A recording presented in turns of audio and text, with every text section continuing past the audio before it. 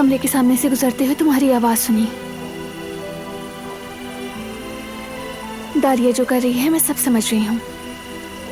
वो तुम्हें तकलीफ देना चाहती है। उसे ऐसा मत करने दो गुल। उसकी कामयाबी इसी में है कि तुम बैठकर अपने आंसू बहाती रहो। तुम और मैं बिल्कुल एक जैसे हैं। तुम फराज से, मैं बारान से। चाहकर भी दिल की बात कह ही नहीं पाते।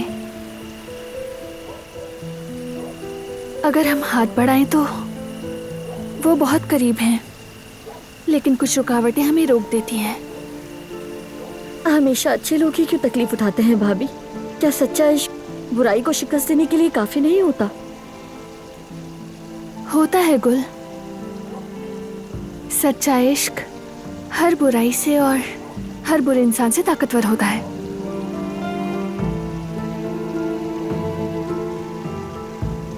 लेकिन जालिम नहीं होता। और यही वजह है कि उसे जीतने में वक्त लगता है, क्योंकि वो झूठ, फरेब या दूसरों की बर्बादी के जरिए जंग नहीं लड़ता। ये इश्क कुछ सादा सा होता है शायद, हमारी तरह। हाँ शायद।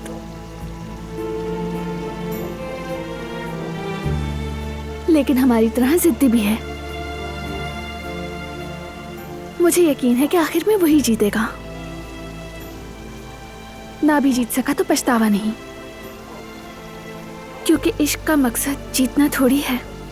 इश्क का वाहिद मकसद, इश्क का मकसद महबूब की खुशी है। मेरे लिए भी बहुत मुश्किल है ये। आज ही मैंने आजाद साहिबा से बहुत सख्त बातें सुनी।